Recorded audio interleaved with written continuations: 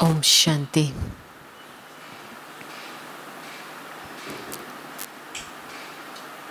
भट्ठी का लक्ष्य क्या होता है?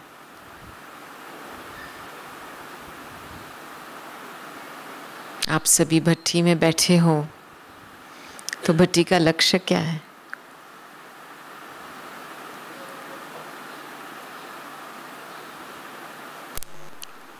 बिना लक्ष्य के तो नहीं बैठे हो ना? बैठे हो क्योंकि जब तक कई बात में हमारे भाव, इंटेंशन या लक्ष्य क्लियर नहीं होता है, तब तक वो कनेक्शन भी जुड़ता नहीं है और ज्वालामुख योग भी नहीं होता है।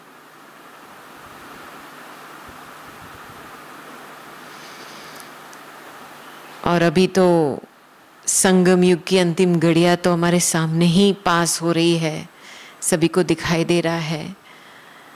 और कल जब भी हम अव्यक्त बाबा की मुरली पढ़ रहे थे तो ऐसे लग रहा था कि बस यही हमको टाइम मिला है बंधन मुक्त होने के लिए।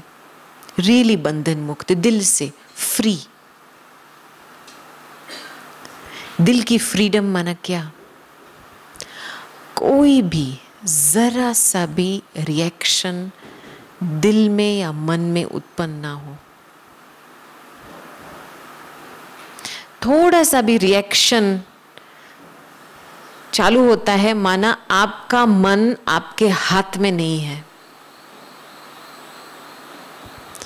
और मैं कहती हूँ जब भी हम अपने आप को चेक करते हैं तो मैं सबसे बड़ी बीमारी अपनापन की बीमारी है, और वो हद की चीजों में।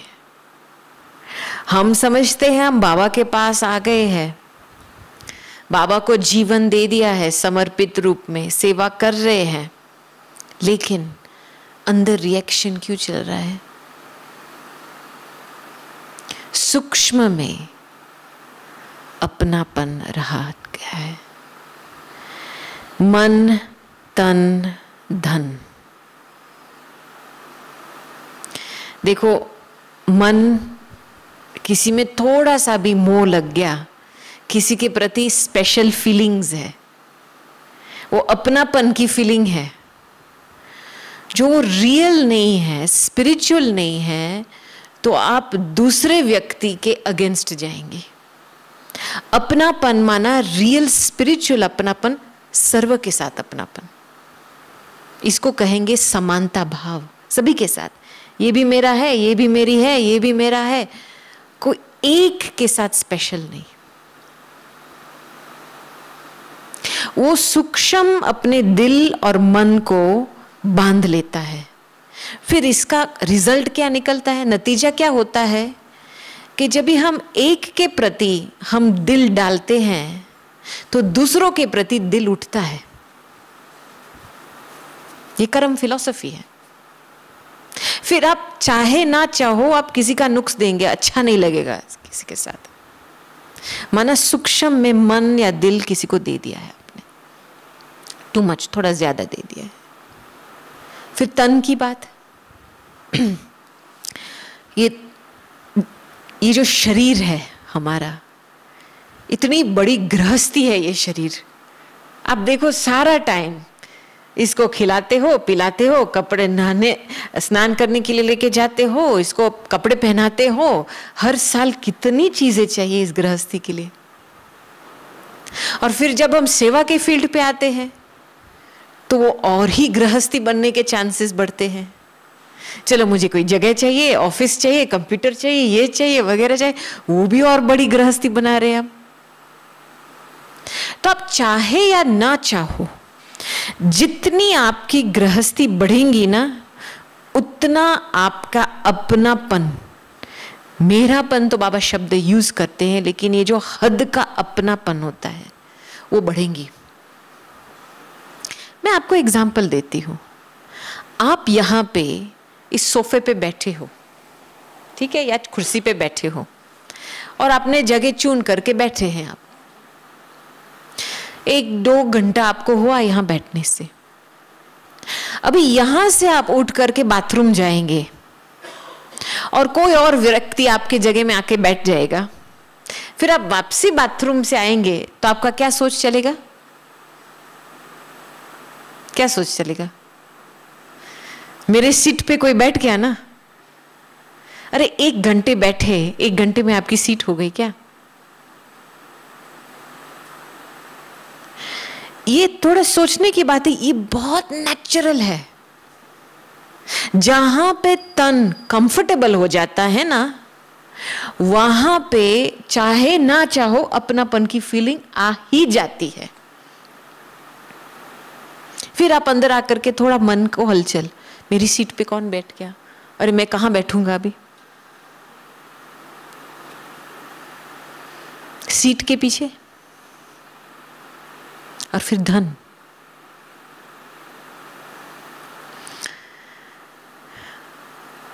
जब भी बाबा के पास आए तो मन तन धन का स्वाहा, और इन तीनों चीजों को श्रीमत अनुसार यूज करना, माना ट्रस्टी होकर के रहना।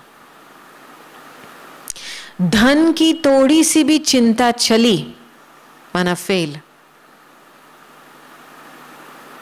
पता है विदेश में उन्होंने बहुत सारा ऑल्टरनेटिव मेडिसिन में स्टडी प्रयोग किया है, और कई कई ऐसे शरीर में ऑर्गन्स है जो कई इमोशंस के साथ संबंधित भी है। आपका लिवर गुस्से के साथ, एंगर के साथ, क्रोध के साथ संबंधित है, पेट डर के साथ संबंधित है, लेकिन आपका जो लोअर बैक है वो पैसे के साथ संबंधित है। जब भी पैसे के कोई बहुत चिंता चलती है, सिक्योरिटी की पैसे के हिसाब से महसूसता नहीं होती है, तभी आपको लोअर बैक की पेन शुरू होती है। तो जहां पे भी हम ट्रस्टी होकर के नहीं चले तो हमारा शरीर हमको बताएगा। अपनापन थोड़ा सा भी होता है, क्रोध शुरू होता है रिएक्शन के तरीके से, और रिएक्शन छोटे से शुरू होता है। एक फायर कभी भी बड़े रूप से शुरू नहीं होता है, छोटे से शुरू होता है, फिर बढ़ता है बढ़ता है बढ़ता है, क्योंकि मानसिक स्थिति पे कंट्रोल नहीं होता है उस समय। तो अभी अपने आप को पूछा है, मेरा जो धन के साथ व्यवहार है, मैंने ऐसे श्रीमत के बिना धन का व्यवहार किसी के साथ किया है? मैं बहुत विदेश में चक्कर लगाती हूं और मैंने ये बात बहुत नोट की है। कई देशों में सबसे बड़े कर्म बंधन धन के आधार से होते हैं, वो भी लौकिक परिवार में। क्यों? क्योंकि लौकिक परिवार में लेन देन होता है, बिना सोच समझ के मुंह में आ गए, फीलिंग में आ गए, चलो ले लो। उसने कैसे यूज किया, किस पर्पस से यूज किया, वो नहीं देखते हैं। हमारे ब्राह्मण जीवन में भी कायदा है, आपस में पैसे का लेन देन नहीं चाहिए, क्योंकि उसका भी सूक्ष्म अपनापन का अकाउंट बनता है। और ऐसे टाइम पे जब भी हमको बंधन मुक्त होना है और हम खुद चाहे लोभ वश मोह वश से हम अपने आप को बंधन में डाल रहे हैं। अभी ये हुआ स्थूल रूप में, मन तन धन का मेरापन। चलो सूक्ष्म रूप में, ब्राह्मण जीवन माना त्यागी जीवन। ये जीवन का आधार ही है त्याग, तपस्या और सेवा। मुझे पता है बहुत साल पहले एक चाइना की बहन, ये 20-25 साल पहले की बात थी, ये बहन ऑक्सफोर्ड रिट्रीट सेंटर में आई थी। कुछ लिविंग वैल्यूज का प्रोग्राम वहाँ चल रहा था, तो पहली बार कोई चाइना से आया था इस प्रोग्राम को अटेंड करने के लिए। क्योंकि चाइना में कोई और धर्म अलाउ तो नहीं है, लेकिन वैल्यूज का शायद कुछ कर सकते हैं। तो ये बहन आई थी, बहुत प्रभावित हो गई थी, उसने वहाँ ही ऑक्सफोर्ड में कोर्स किया था। फिर उसकी बहुत उमंग थी, बाबा ने उसको बहुत ही जैसे नए नए अनुभव किए थे। तो फिर वापस चाइना गई। चाइना में तो पुलिस को पता चला कि ये वैल्यूज़ करके आई थी, उसके सूटकेस में वो कागज़ पड़े थे, मैनुअल पड़ा था। फिर जांच किया, फिर कोई पुलिस वाले को इसके पीछे लगा दिया। तो उसको तो बहुत वो हो रहा था कि ये क्या, मैं यहाँ आई हूँ, बाबा आया है, मुझे बाबा की सेवा करनी है और ये पुलिस मेरे पीछे पड़ती है। तो मधुबन आई, उसको 1 साल के बाद मधुबन आने का एक चांस मिला। तो जब आई तो दादी को मिले, दादी जानकी जी को मिले, तो हम ट्रांसलेशन कर रहे थे। बहुत रोई बहन, इतनी रोई। अरे दादी, मुझे बहुत अफसोस हो रहा है, बाबा आया है और मैं सेवा नहीं कर पा रही हूँ। पुलिस मेरे बिल्कुल जो बिल्डिंग का दरवाज़ा है उसकी वहाँ ही पुलिस की गाड़ी खड़ी रहती है, मैं कुछ सेवा लायक नहीं बनूंगी क्या? फिर दादी शांत हो गई और उसको बोला, अरे पगली, इस सेवा के पीछे थोड़ी भागना चाहिए। ये आप समझ लो, बाबा ने आपको टाइम दिया है अपना त्याग, तपस्या, जीवन बनाने के लिए। शुरू में जब दादिया सेवा के फील्ड पे आए और सेवा ऐसे छिम करके आती थी, वो किस आधार से? खुद के तपस्या की शक्ति से आ रही थी। तो हम सेवा के भिखारी थोड़ी है। तो मुझे इतनी अच्छी लगी बात, ये बहन भी इतनी अच्छी, अंदर से उसको जैसे उमंग आ गया वापस कि हाँ, अभी मुझे पता चला है बाबा ने मुझे क्यों भेजा है, बस सेवा के पीछे ऐसे भिखारी नहीं बनना है। लेकिन जब हम सेवा के फील्ड पे आते हैं तो और 3 चीज सफल होती है। मन, वाणी, संकल्प, मन, वाणी, कर्म। सेवा में लगाते हैं ना, मंथन करके, फिर किसी को वाणी द्वारा सुनाते हैं, सेंटर खोलते हैं, सहयोग लेन देन आपस करते हैं, गुणों का सहयोग करते हैं, लेन देन का। तो ये 3 सूक्ष्म चीजें हुई। लेकिन जब सेवा के फील्ड पे आते हैं तो वहां माया बढ़ने का चांसेस भी होते हैं। कैसे?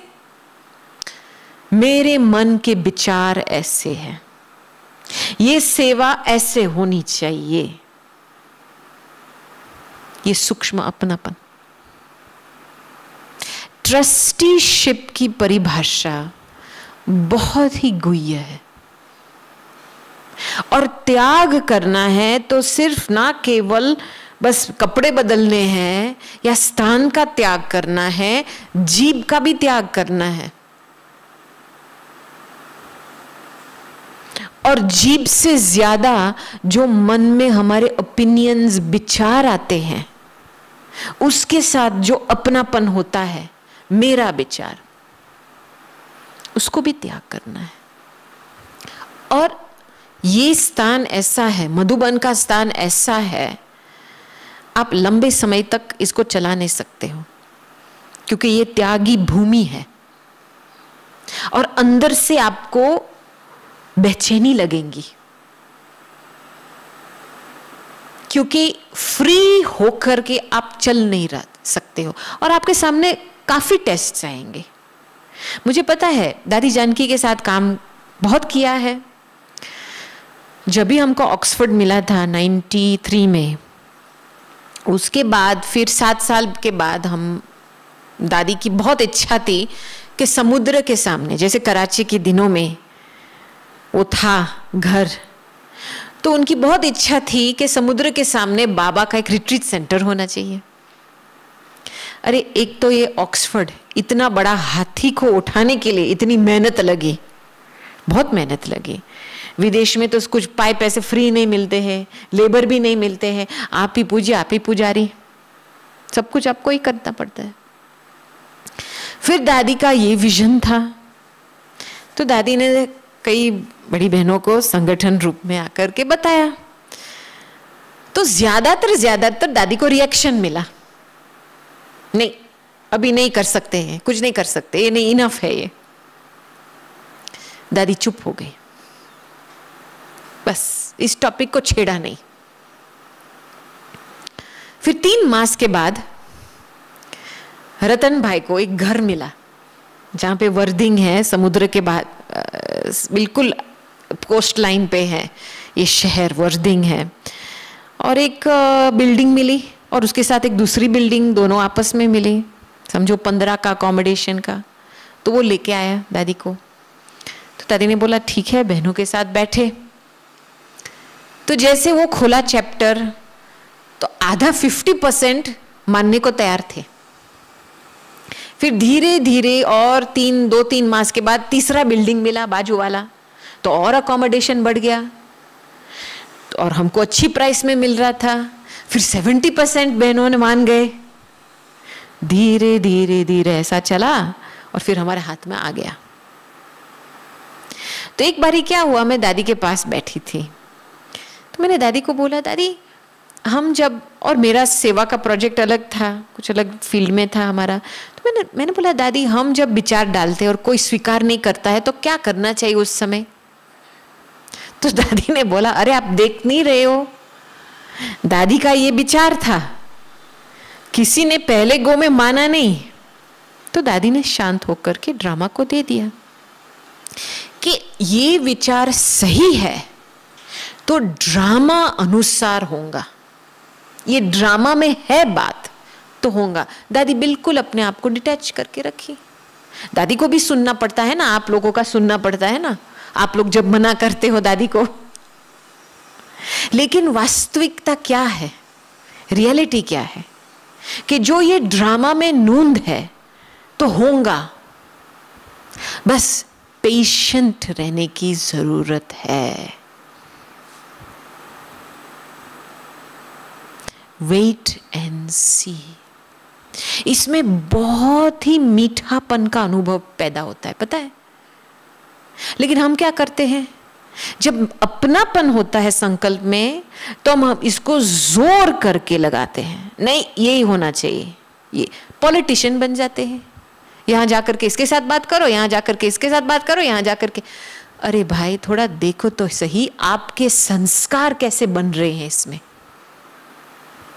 आप जब ऐसा व्यवहार करेंगे तो आप खुद अपनी गति को फिक्स कर रहे हो, क्योंकि ये जो धारणा है प्रूव करने की, कोई बात जिद करने की, उसमें आपकी आगे वाली राजधानी बन रही है। और आपकी आगे वाली राजधानी में जिद करने वाले बहुत मिलेंगे आपको। आपको एक ऐसी सरल राजधानी बनानी है तो अभी के समय अनुसार ट्रस्टी होकर के, त्याग करके, रियली अपने आप को धारणा की लकीर में रखना है। कुछ भी हो जाए धारणा को नहीं छोड़नी है। छोड़ो। आज दिन तक जितना भी हम विश्व का काम उठाते, मेरे पास ऑफिस नहीं है और मैंने शुरू से नहीं ली। क्यों? अरे इतनी गृहस्थी इनफ है, और गृहस्थी बढ़ाने के लिए क्या जरूरत है?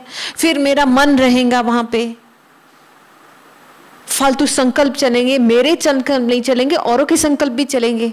मैं वहां नहीं बैठी रहूंगी, इधर उधर जाऊंगी, फिर लोगों की नजर पड़ेंगी, ये नहीं बैठी है, हमको भी यूज करना है। अरे ये माया में क्यों पैदा करूं? क्यों पैदा करूं मैं माया? मेरा तो मोबाइल ऑफिस है, मैं जहां कर भी, चाहे ग्लोबल ऑफिस में बैठ करके भी काम कर सकती हूं। मुझे इस गृहस्थी के अलावा और कुछ चाहिए क्यों? ये एक स्पिरिचुअल मैनेजमेंट की भी कला होती है। अपने आप को सिंप्लिसिटी में रहना, माना आपकी योग बल की शक्ति बढ़ती है, क्योंकि नेचुरल नेचर है ह्यूमन का कंफर्ट जोन बनाना। अपनापन कैसे होता है? मुझे यहां ठीक लगा, चलो मैंने अपना घर बसा लिया यहां पे। ऐसे ही हम कितने सालों से ऐसा ही करते आए, तो नेचुरल ऐसा होता है। इसलिए मैं आज दिन तक कभी भी अपने लिए मैंने कुछ लिया नहीं है। ये कंप्यूटर भी मेरा हाथ में है ना, मैं उसको भी शेयर करती हूं, ये मेरा नहीं है।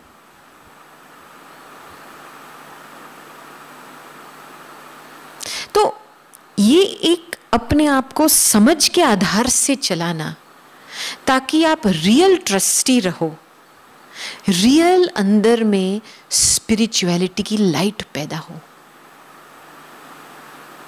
क्योंकि थोड़ा सा भी अपनापन होता है ना, आपकी स्पिरिचुअलिटी, वो जो लाइट होती है डिम हो जाती है। ये नेचुरल है। जितनी त्यागी जीवन होती है उतनी आपकी लाइट की तेजी बढ़ती है। आज दिन तक मैं जयंती बहन को देखती हूँ, इतना सारा, दिन में 100 ईमेल्स। उसके पास ऑफिस नहीं है, ऑफिस का त्याग कर दिया। ऑफिस दी थी उसको डायमंड हाउस में, अच्छी वाली, कभी भी बैठी नहीं थी। नहीं, बस मेरा कमरा है, यहाँ पे साइड पे सोफा है, मैं वहां बैठ के काम करूंगी। फोन से काम लेती है, वो टेप में भरती है रिस्पॉन्स। इसीलिए आज दिन तक वो चक्रवर्ती राजा है, फ्री है। तो आपको बेहद की सेवा में यूजफुल रहना है, अपने आप को फ्री रखना है।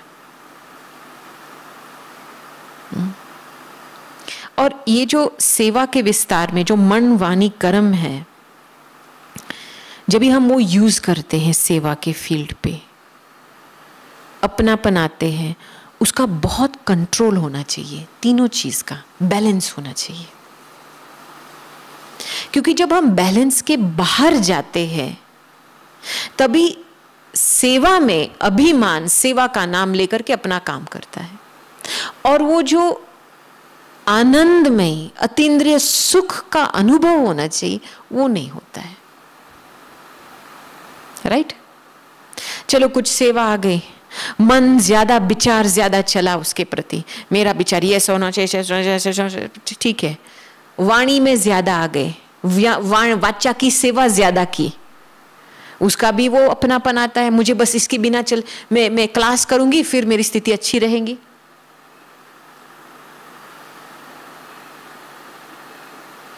फिर कर्म का भी होता है, एक्शन कॉन्शियस भी ज्यादा बन जाते। एक्शन कॉन्शियस में सूक्ष्म अभिमान पैदा होता है। अपने आप को बहुत गहरे रूप से चेकिंग चाहिए कि जितना हम ज्ञान को टीच करते हैं उतना ही हमारे स्टूडेंट की भावना है क्या? मुझे इतना ही नशा चढ़ता है जब भी मैं ज्ञान सुनाती हूं किसको या ज्ञान सुनती हूं, दोनों का नशा बराबर है क्या? इसको कहेंगे बैलेंस्ड लाइफ। और ये खुद को देखना है, खुद को सीधा करना है। वो ऐसे सीधा नहीं होगा। खुद की आदत को समझ करके अपने आप को बैलेंस में रखना है। टू मच में, किसी बात में टू मच में नहीं जाना है। और अभी का समय जो हम पास कर रहे हैं, और ही सूक्ष्मता में संकल्प, श्वास और समय सफल हो रहा है। अभी लॉकडाउन में टाइम तो बहुत मिला है। कई लोग समझते हैं चलो मेरा भी जूम में क्लास होना चाहिए, मेरा भी जूम में क्लास, तो सेवा। इसको हम सेवा नहीं कहेंगे, इसको टाइम पास कहेंगे। कभी कभी ऐसे भी होता है, अभिमान सेवा का नाम लेकर के भी अपना काम, बस अपने मन को खुश कर दिया, मैंने क्लास कर दिया, अपने मन को खुश कर दिया। लेकिन ये समय है कि श्वासों श्वास में बाबा की याद को बिठाना है। अभी खुद के लिए क्रिएटिव बनना पड़ेगा कि मुझे, मेरे पास जो समय है, संकल्प शक्ति है और जो श्वास है, मैं उसको कैसे यूटिलाइज करूं, सफल करूं, ताकि मेरी बाप की स्मृति सदा रहे। इसके लिए बहुत अंदर में क्रिएटिविटी चाहिए। बस इतना नहीं है कि बस अमृत वेले उठे, क्लास में बैठे, मुरली सुनी, सेवा की, नहीं, ऐसे अभी नहीं चलेगा। अभी लास्ट चैप्टर है जो 20% बाकी है, उसमें से 80% एफर्ट चाहिए। अभी प्रोग्राम बनाओ अपने लिए। मैंने अभी क्या किया, मैं शुरू में बहुत अपने लिए प्रोग्राम बनाती थी, क्योंकि मुझे यहां पे फ्री रहना अच्छा नहीं लगता है, उसको कहीं ना कहीं काम चाहिए इसको। अभी भी मैंने पूरी टॉपिक्स की लिस्ट निकाली, अपना चेकिंग किया, मैंने देखा कौन सी ऐसी बातें हैं जिसमें अभी भी कमजोरी है या कुछ कमी है। पूरी लिस्ट बनाई मैंने, उसकी लिस्ट बना करके एक एक टॉपिक एक एक वीक लेती हूं, उसका पूरा प्रोग्राम बनाती हूं। क्या संकल्प करने हैं, क्या पढ़ना है, क्या रिसर्च करना है बाबा की मुरली से, क्या मुझे टाइम है ना, ये टाइम इतनी कीमती है, मुझे उसको वेस्ट नहीं करना है। और फिर भल सेवा आएंगी तो आएंगी, मैं ना जी तो नहीं बोलूंगी, लेकिन मैं सेवा के पीछे भागूंगी नहीं। ऐसे नहीं कि कोई मुझे बुलावे क्लास कराने के लिए, नहीं। मेरा काम है क्या, अपनी पुरुषार्थ की गाड़ी को 5th गियर में लगानी है अभी। और ये काम कोई और आपके लिए नहीं करेगा, ये खुद की बुद्धि को अप्लाई करके करना पड़ेगा। क्योंकि ये जो टाइम हम सफल करेंगे ना, यू कैन इमेजिन इतनी कमाई आपको अभी मिलेंगी, आप बात मत पूछो। क्योंकि ये ऐसा टाइम है, you can become what ever you want. आप जो भी चाहेंगे आप सो बनेंगे। ये ऐसा टाइम है, अभी आपका पूरा चक्र का नतीजा अभी फिक्स हो रहा है। तो मैंने अपने आप को ऐसे वैसे चलाया, अपने पुराने संस्कारों के आधार से चलाया, तो मेरा रिजल्ट ऐसे ही फिक्स हो रहा है। मैं खुद अपना रिजल्ट फिक्स कर रही हूं। लेकिन इस समय में हिम्मत करके मैंने कई बातों का त्याग किया, खुद को सिंप्लीफाई किया। मुझे कल बहुत अच्छी बात लगी, भाई साहब की बात, ब्रिजमोहन भाई की बात, आशा बहन ने बताई थी ना क्लास में, और हम भी मिलने के लिए गए थे। उन्होंने 2 वीक पहले प्यूरिटी बंद कर दी। इतने सालों से चला है, बंद कर दिया। समय अनुसार चलना, और समय कह रहा है अरे भाई समेट लो, विस्तार में नहीं जाओ। भाई साहब ने क्या क्या समेट लिया, क्या बड़ी बात, मैगजीन नहीं छपेगी तो क्या बड़ी बात है। अपनापन मेरापन तो नहीं है ना, मेरी मैगजीन है। समय अनुसार चलना, ये दादी की सबसे बड़ी खूबी थी।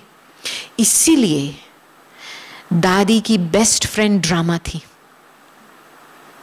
कई ऐसे एग्जाम्पल्स है मेरे में, जो हम दादी को ट्रैवलिंग लेके जाते थे, और दादी को अचानक एयरपोर्ट जाने के समय प्रेरणा मिली, चलो हॉस्पिटल में जाए, इस बंदे को मिले। और हम बोल रहे थे दादी टाइम नहीं है, एयरपोर्ट पहुंचना है, नहीं जाना है। क्योंकि ये जो भावना रहती थी किसका उद्धार करना है, वो भावना से जाती थी।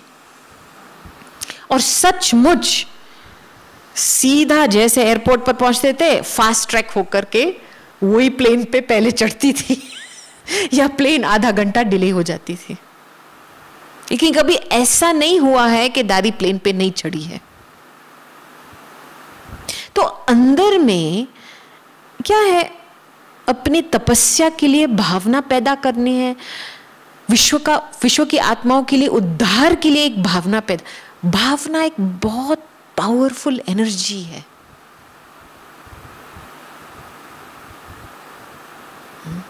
और ईश्वरीय प्यार स्नेह को एक इतनी लगन के स्वरूप में, ताकि वही भावना हमको चलाए। और उस आधार से, क्योंकि भावना नेचुरल चीज है, भावना के पीछे दिमाग नहीं चलाना होता है। लेकिन जो हमारी पुरानी संस्कारों के साथ जो अपनापन है, या गृहस्थ के हिसाब से मेरा जो अपनापन है, वही हमारी भावना को डाइल्यूट कर देती है। फिर हमारी सेवा काम चलाओ सेवा, उसमें कमाई नहीं जमा होती है, क्योंकि ये कर्म का लॉ है। जिस भावना से आप कुछ काम करेंगे, वही रिजल्ट आपको मिलने वाला है। अपनी धारणा को छोड़ करके सेवा को पीछे भागे, वो जमा नहीं होता है। तो भावना को शुद्ध रखना, स्वच्छ बनाना, ये अभी हमारा टाइम है। अपने आप को जैसे कहते हैं ना, वो क्या कहेंगे,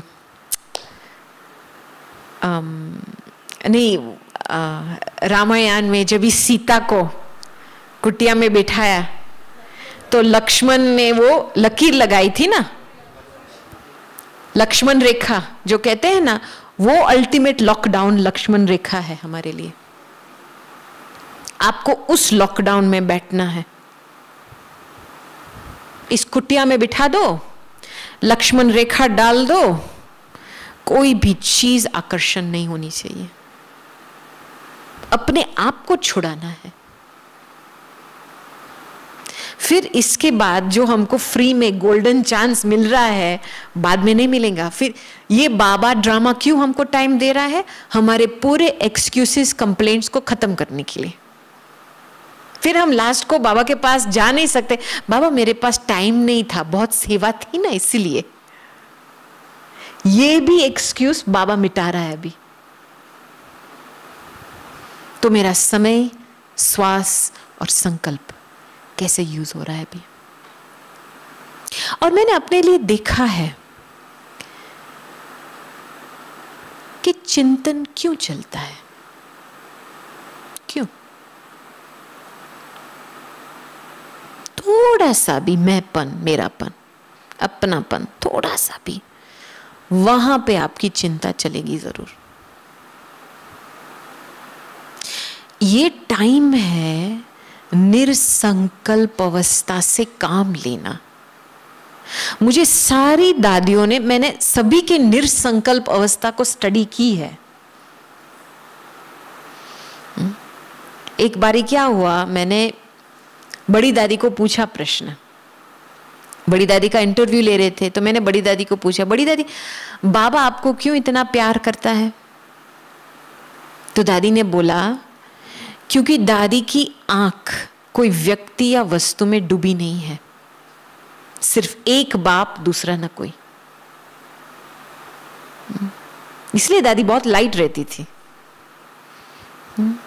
कभी कोई तीसरा व्यक्ति उसको और बाप के बीच में आए नहीं है। और बाबा ने भी कई बारी बताया है मैसेजेस द्वारा कि सूक्ष्म वतन में एक लाइट की एक घेराव है दादी के ऊपर। इसलिए दादी जी इतनी डबल लाइट रही, इतना सारा बड़ा कारोबार संभालने के। फिर मैंने गुलजार दादी को प्रश्न पूछा, दादी बाबा आपको क्यों इतना प्यार करता है?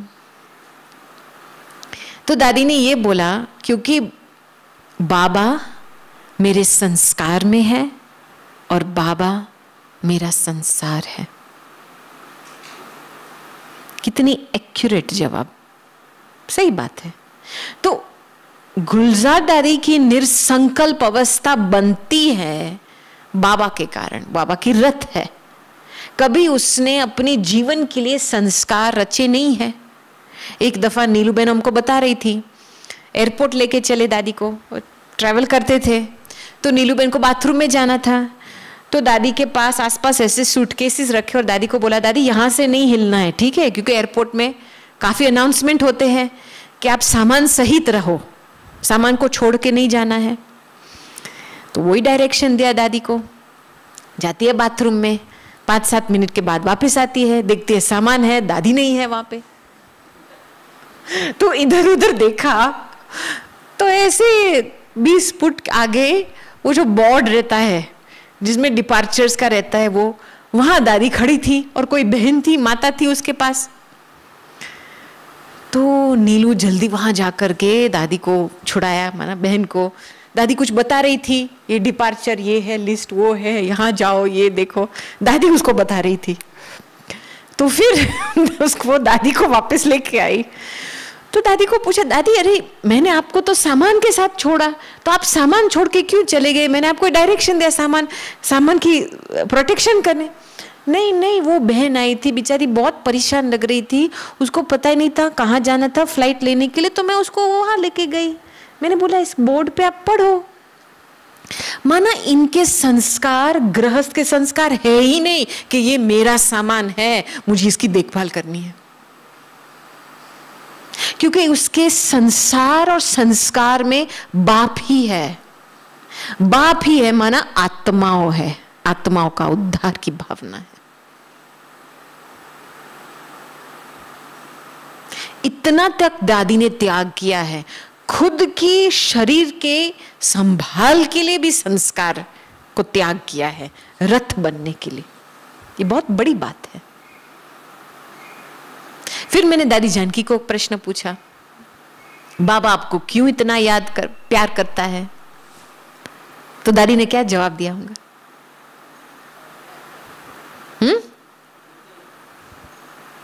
थोड़ा जोर से सुनाओ। विदेही जनक। और क्या? ये तो आम जवाब हो गया, दादी बहुत प्यार करती है इसलिए बाबा प्यार करता है। हाँ, जो बाबा के हाँ, जो भी एक एक डायरेक्शन, चाहे स्व के पुरुषार्थ के लिए, चाहे धारणा के लिए, चाहे सेवा के लिए, दादी ने फरमान बरदार करके, आज्ञाकारी रह करके, वफादारी रह करके सारे डायरेक्शन को पालन किए हैं। इसलिए बाबा प्यार करता है। और निरसंकल्प क्यों बनी है दादी? क्योंकि फरमान बरदार, आज्ञाकारी, वफादारी, ईमानदार रही है, इसलिए बिल्कुल निरसंकल्प। सारी जिंदगी की जो स्ट्रक्चर है दादी की, पूरे नियमों पे चली है। जो बाप ने श्रीमत दी है उसका नियम बना करके पूरी एक गाड़ी चली है, इसलिए 104 तक चली है दादी। और लास्ट तक आप देखेंगे ये सिद्धि स्वरूप आत्मा बन करके गई, क्योंकि जो लंबे समय के लिए नियम पे चलता है, लास्ट तक प्रकृति भी सहयोग देता है नियम को पालन करने के लिए। इसलिए दादी जी के अंतिम संस्कार पे सिर्फ 6,000 रुपया का खर्च। यही चाहती थी और यही हुआ। लास्ट तक दादी ने विजय प्राप्त की। अभी आप अपने आप को पूछो, मेरे नियम क्या है? भल मैं ज्ञान तो सुनती हूं, अच्छा अच्छा करती हूं, इसका वर्णन भी करती हूं, लेकिन कितना तक वही श्रीमत, वही ज्ञान मेरे जीवन में एक नियम बना है और मैं कितना तक वो नियम के आधार पे चल रही हूं?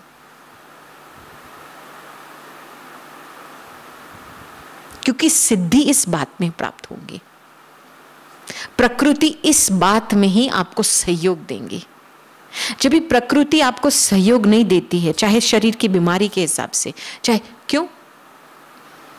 क्योंकि हमारा पुराना अकाउंट है, हम नियम के खिलाफ से चले हैं, उसका अकाउंट तो चुकता होना चाहिए ना। लेकिन ब्राह्मण जीवन में जब हम पूरे डायरेक्शन को फॉलो करके चलते हैं, नियम अनुसार चलते हैं, तो प्रकृति भी सहयोग देती है। मैंने बहुत बारी दादी में देखा था,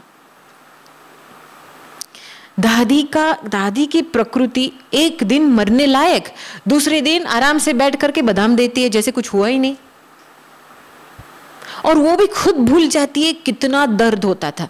हमने तो दादी ने देखा है, दर्द पीती थी माना जहर पी लेती थी, लेकिन बाबा ले लेता था सब कुछ दादी से। इतना गहरा संबंध था दादी का। तो अभी मैं आपको पूछती हूं, बाबा आपको क्यों इतना प्यार करता है? क्योंकि प्यार की ये निशानी है कि आप निरसंकल्प बन जाओ। जब भी कोई छोटा बच्चा मां के गोदी में आ जाता है, बिल्कुल निरसंकल्प बन जाता है। छोटे बच्चे को पैसे की बीमारी होती है क्या? मुझे घर कहां से मिलेगा, पैसा कहां से मिलेगा, बैठने की जगह कहां से मिलेगी, बिस्तर कहां से मिलेगा, मैं कैसे सेवा करूंगा? कुछ भी नहीं। इसको कहेंगे प्योरिटी। और ये प्योरिटी को भी हमारे पास चांस है, टाइम है वापस छोटा बच्चा बनना। जिसमें हिम्मत है वो त्याग करेगा। अभी जैसे भाई साहब ने प्योरिटी को बंद कर दिया, ऑनलाइन कर दिया, वैसे ही जिसके पास हिम्मत है अभी समेटो, छोड़ो।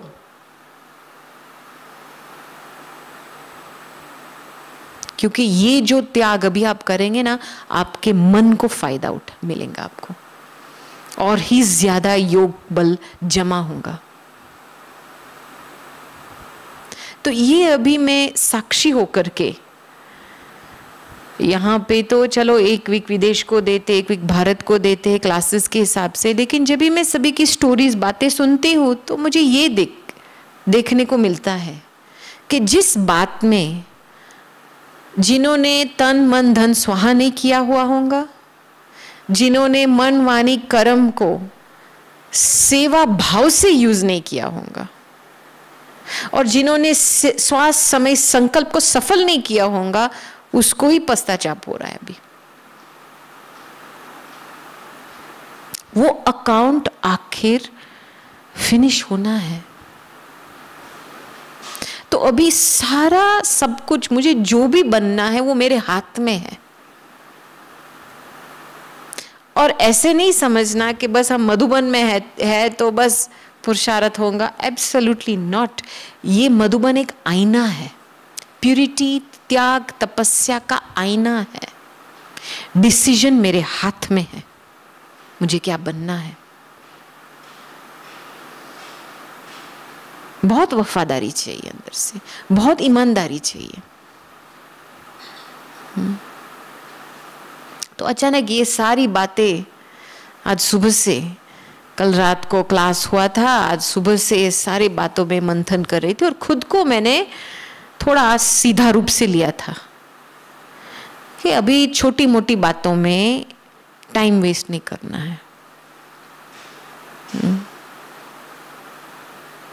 और इसमें लास्ट को पूरा ज्ञान का मूल मन मना भाव।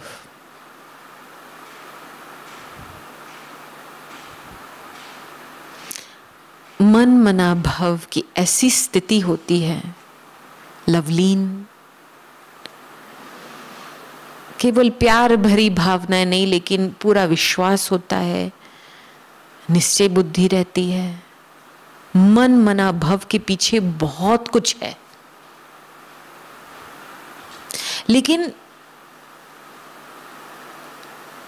इस अवस्था में रहने के लिए और सदा के लिए रहने के लिए, मुझे ये बृजमोहन भाई की बात बहुत अच्छी लगी थी, क्योंकि मैंने भाई साहब को इंटरव्यू किया था और मैंने पूछा था कि भाई साहब अभी इस हालत में जो आप हॉस्पिटल में बैठे हो, बाबा क्या कर रहा है आपके साथ और आप क्या कर रहे हो बाबा के साथ, मुझे थोड़ी ये अंदर की बातें सुनाओ।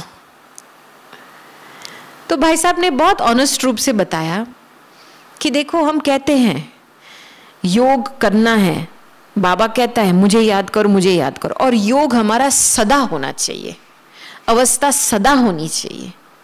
तो मैंने अपने को देखा और मैंने देखा कि वो सदा नहीं है अभी। तो मुझे फिर एग्जाम्पल दिया कि डॉक्टर आया इंजेक्शन देने के लिए, तो थोड़ा वो हो गया था। तो फिर डॉक्टर ने बोला, अरे आप बाबा को याद कर रहे हो ना। फिर दूसरा कि डॉक्टर ने उसको बोला, अच्छा आपको अभी चलना है, यहां से यहां चलना है, तो संकोच आया मन में। तो फिर उसने वो शब्द है बाबा को याद करो, तो आनंद भाई को बोला, अच्छा एक गीत बजाओ, बाबा का गीत बजा करके केवल वो खड़े होकर के पैदल भी नहीं किया, डांस भी किया। तो इसका कहने का भाव क्या है? कहता है मैं जब अपनी शक्ति यूज करूंगा या मैं अपनी कैपेसिटी से कुछ काम करूंगा तो संकोच आएगा, कर सकता हो या नहीं, होगा या नहीं, मैं ठीक होऊंगा ना। लेकिन मैंने देखा कि हर पल में मैं जब अपने आप को बेबी समझता हूं, मैं बाबा को, अच्छा बाबा गाड़ी को चलाओ, तो अपने आप गाड़ी चल जाती है। और डॉक्टर जब इंजेक्शन देने के लिए आता है तो सुई लगती नहीं। इतनी मीठी मीठी बातें करते रहे भाई साहब, अपनी याद की शक्ति को सदा बना रहा है। मुझे कितना अच्छा लगा। अभी ये टाइम मिला है हमको यही करने का, ताकि हमारी याद की जो अवस्था में डगमग कुछ भी नहीं होना चाहिए। अभी इसके लिए फाउंडेशन तो है आत्म अभिमानी स्थिति। जब भी आत्मिक भाव अंदर से पैदा नहीं होती है, तो चलो भक्ति भावना जो है वो हमको यहां तक चला के लेके आई है। भक्ति भावना से हम ज्ञान भी टच होती है बुद्धि में, ज्ञान की भावना भी पैदा होती है, लेकिन वो जो मानसिक अवस्था जो स्थायी रहने की, उसके लिए आत्मिक भाव का फाउंडेशन चाहिए। इस अभ्यास को बहुत अंडरलाइन करना है।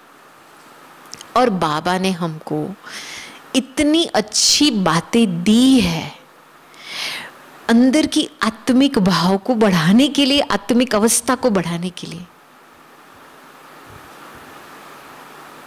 देखो, पहला जो स्टेज है, मैं आपको 6 स्टेजेस बताती हूं जो बाबा ने स्पष्टीकरण, हर एक स्टेज पे स्पष्ट ज्ञान दिया है, उसका अभ्यास भी दिया है, कब करना भी दिया है। इसको बस अमल में लाने की बात है। और अभी आप इस समय में जितना आप इसके ऊपर ध्यान रखेंगे ना, उतना आप देखो जो भी ज्ञान भरा हुआ है, योग बल शक्ति, वो सब सफल हो जाएगा। आपकी सेवा संकल्प, एक संकल्प के द्वारा काम होगा। अभी मैंने ये ट्रायल करके देखा है। सबसे बेसिक स्टेज ज्ञान में जो हमारी दादिया के उदाहरण से ही हम सीखते हैं, बाबा ने बहुत बारी बताया है, साक्षीपन की स्थिति। Very simple. और साक्षी माना क्या? अरे कुछ भी हो जाए इस बात का टेंशन नहीं लो। हम जब अहमदाबाद एयरपोर्ट में बीच में सफर करने के लिए गए थे, जनवरी फरवरी में, लॉकडाउन से पहले, तो ये बूढ़ी बूढ़ी माताएं व्हीलचेयर मंगाती है, तो भाई लोग सभी जवान होते हैं व्हीलचेयर चलाने वाले। तो एक हम सिक्योरिटी की लाइन पे खड़े थे, तो हमारे बाईपास से एक व्हीलचेयर पैसेंजर थी, माता थी, और उसके पास काफ़ी सारे पोटले थे। व्हीलचेयर के नीचे उसकी पेटी थी, पर्स था, एक पोटला था, ऐसी बातें। तो जब इस सिक्योरिटी की तरफ पहुंचते हैं तो उठना पड़ता है ना, वो फिर अपना टेस्टिंग करते हैं। तो मूंझ रही थी, पर्स कहाँ रखूँ, ये पोटला कहाँ रखूँ, ये बैग का क्या होगा। तो व्हीलचेयर चलाने वाला भाई देखता रह गया और कहता है, अरे माता जी काई को टेंशन लेते हो, मैं बैठा हूं ना। मुझे वो सीन इतनी अच्छी लगी। जब ये बाप का साथ होता है तब काय को टेंशन लेते हो। जब साथीपन का अनुभव नहीं होता है तभी आप ड्रामा के सीन से टेंशन लेंगे या कुछ व्यवहार में टेंशन लेंगे। हमने दादियों के सामने बहुत कुछ देखा है। एक दफा हम बड़ी दादी को वॉकिंग लेने के लिए गए थे, नीचे शांतिवन के वो आसपास में वॉकिंग करती थी। उसके बाद हम आकर के बैठ गए तो क्या हुआ कि एक बहन आई अंदर, बहुत डिस्टर्ब थी ये बहन, थोड़ा गुस्से में भी थी, तो बहुत थोड़ा जोर से आवाज। तो दादी जी के सामने बैठ के और मैं साइड पे बैठी थी। मेरे इस सीन में कोई इन्वॉल्वमेंट नहीं था, लेकिन व्यर्थ संकल्प मेरे चल रहे थे। अरे ये बहन को भान नहीं, किसके सामने बोल रही है। और दादी का आप चेहरा उस समय देखो, कुछ भी एक्सप्रेशन नहीं, बस ऐसे ही साइलेंस में बैठी थी। फिर उसने अपना 3-4 मिनट 5 मिनट बोलती रही, कितना सारा कुछ बोलते रहे। बस मुझे आपको इतना ही बताना था। अच्छा बता दिया। दादी ने उसको एप्पल दे करके चली गई बहन। मैं तो हैरान हो गई। मैंने बोला दादी आपने उसको समझाने की भी कोशिश नहीं की, कुछ आपने जवाब भी नहीं दिया, आपने बस ऐसे एप्पल दे के उसको रवाना कर दिया। तो दादी ने मेरे तरफ देखा, अरे पगली, दादी ने कुछ सुना भी नहीं क्या बोल रही थी। दादी तो बाबा के साथ बैठी थी ताकि उस आत्मा को जो बाबा के प्रति मिलना चाहिए वो मिले। मुझे वो सीन इतनी अच्छी लगी कि आज दिन तक मैं भूली नहीं हुई ये सीन, और मैंने उसको प्रयोग में भी लाई हूँ, क्योंकि हमारा लंदन में तो बहुत सारी जगह पे टॉक्स पे जाना होता है। एक दफा हम साउथ लंदन गए थे, और लंदन के लोग अभी बहुत स्ट्रेस में आ गए हैं, और आपको अपने पब्लिक लेक्चर में कोई ना कोई ऐसा बंदा मिलेगा जो मेंटली डिस्टर्ब है। तो हमारे टॉक में एक भाई आया था, बिल्कुल सामने बैठा था और सारा टाइम नोट्स लेता रहता था। मैंने सोचा भले अच्छा स्टडी कर रहा है। तो लास्ट में क्या हुआ, जब भी प्रश्न उत्तर का टाइम आता है तो मैंने पूछा, अच्छा किसी का कोई प्रश्न है, किसी को कुछ बताना है, रियलाइजेशन है? तो भाई ने हाथ ऊंचा किया, हाथ ऊंचा किया। फिर उसने बोला हाँ मुझे कुछ बोलना है। मैंने बोला भल बोलो। तो उसने बोला कि देखो बहन जी, आपने आपके टॉक में ये शब्द यूज किया, ये राइट नहीं था, ये राइट नहीं था, उसके बदले में ये शब्द यूज करना चाहिए था। ये शब्द यूज किया, ये राइट नहीं था, उसके बदले में ये शब्द यूज करना था। उसके पास पूरी लिस्ट ऐसी थी और ये मुझे बता रहा था कौन से अयथार्थ शब्द बोल मैंने यूज किए थे और उसका करेक्शन कर रहा था। वाह, मैंने तो पहली बार ही ऐसे सुना। तो चलो पहले मिनट में तो आश्चर्य लगता है, तो मैं तो सुनती रही, कुछ हुआ नहीं। दूसरे मिनट में कुछ हुआ नहीं, फिर तीसरा मिनट में क्योंकि वो और ही बढ़ रहा था, थोड़ा सा मन में रिएक्शन शुरू। उस समय मैंने तुरंत बाबा को आह्वान किया, बाबा आप आ जाओ, इस आत्मा को जो देना है आप दे दो। और इंटरेस्टिंग ये बात है, मैंने उस समय अपनी बुद्धि को इतना पकड़ लिया और बाप की याद में बिठा दिया, बाबा का आह्वान किया, और उसी समय मिड सेंटेंस उसने अपना भाषण बंद कर दिया, मिड सेंटेंस। और फिर बोला अच्छा इनफ बोला है, थैंक यू, आपने मेरी बात सुनी। और मैंने इसको बोला थैंक यू भाई, इतनी मेहनत की आपने, बहुत बहुत थैंक्स। बस काम खत्म। मेरा क्या लेना देना है उसमें? जब आप बाबा का साथ पकड़ेंगे ना, आप मिरेकल्स देखेंगे, बातों में नहीं फंसेंगे। तो साक्षीपन की स्थिति, इसकी प्रैक्टिस कितनी बड़ी है ये देखना है। फिर दूसरी अवस्था है पॉइंट, बिंदु लगाना। सिंपल बात, बिंदु लगाना। एक बारी क्या हुआ, दादी जानकी के सामने हम कमरे में गए थे, ये लंदन की बात है, और हम जैसे कमरे में गए तो एक बहन थी, बहुत गुस्से में थी और दादी के सामने बहुत डिस्टर्ब हो गई थी। तो दादी के सामने बहुत जोर जोर से बोल रही थी कि आपने मेरे साथ ये व्यवहार किया, ये बोला आपने, ये ठीक नहीं है, वो ठीक नहीं है। तो दादी सुनती रही। फिर 2-3 मिनट के बाद उसने बंद किया, तो दादी तुरंत 10 सेकंड के लिए मुंह फिरा करके बाथरूम में गई, हाथ धुलाई किया, 10 सेकंड 20 सेकंड के बाद वापस आई। और जैसे वापस आई जैसे कुछ हुआ ही नहीं। मुझे तो कमाल लगा, क्योंकि जब भी कोई ऐसे जोर से बोलता है तो वातावरण बदलता है ना, थोड़ा फीलिंग भी आती है। कुछ नहीं, जैसे कुछ नहीं हुआ। दादी बाहर आ गई, बस बहन को अच्छा तुम टोली लेकर आओ, मुझे बोला तुम ब्लेसिंग लेकर आओ, जैसे कुछ हुआ ही नहीं।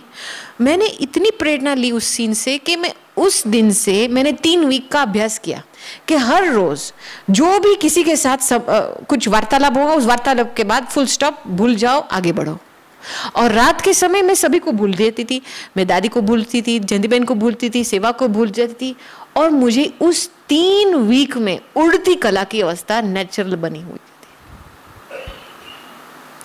बिंदु रूप अवस्था की ये कमाल है, भूल जाओ, बीती सो बात को बीती लगा के आगे बढ़ो, ये लॉ है। देखो टाइम को भी कॉमन सेंस है आगे बढ़ने के लिए, सुई आगे बढ़ती है, पीछे कभी नहीं जाती है।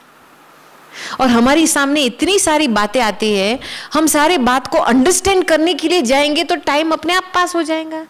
ये तो बेसमझ का काम है। जो बात आपके लायक है और जो बात आपको समझनी है, वो बात रुकी रहेंगी आपके सामने। तो आप क्यों खास टाइम निकालते हो कुछ बात को समझने के लिए? ये आपका अभिमान आपको धोखा दे रहा है। तो इसलिए बिंदु रूप रहना और सभी बातों में बिंदु लगा के आगे बढ़ो। फिर तीसरी अवस्था आती है अशरीरी भव। दादी जी को विदेही जनक का टाइटल क्यों मिला? अशरीरी भव। हम प्रैक्टिकल में देखते थे। जब भी कोई व्यक्ति दादी के सामने आकर के पर्सनल मिलन, कभी दादी तुरंत नहीं बोलती थी, अपने आप को अशरीरी बना देती थी। पहले बीच बीच में, मीटिंग के बीच बीच में एक ग्लास पानी मांगती थी। क्यों?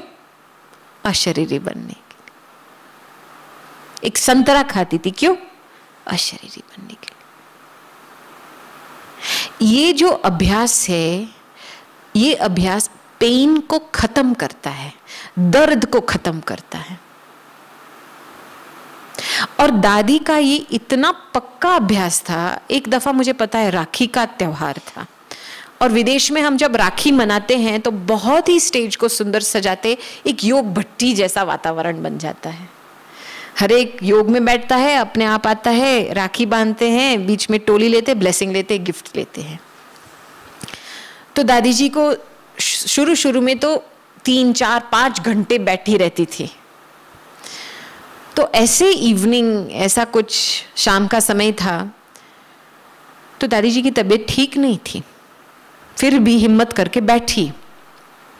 फिर बाद में दादी हमको बताती हैं कि दादी कहती थी बीच में इतना पेन दिमाग में यहां शुरू हो गया था, लेकिन राखी बांध के समय बाबा को याद कर से जैसे पेन आया और गया, टाइम भी नहीं मिला वर्णन करने का, इतना जल्दी आकर के गया। तो अशरीरीपन का अभ्यास जो है, वो जल्दी आपकी प्रकृति शिफ्ट होती है,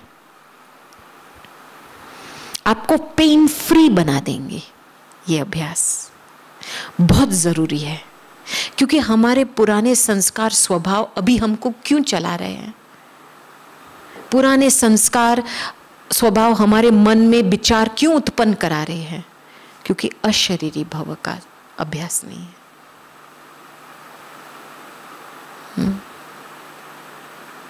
सिंपल बात है ये।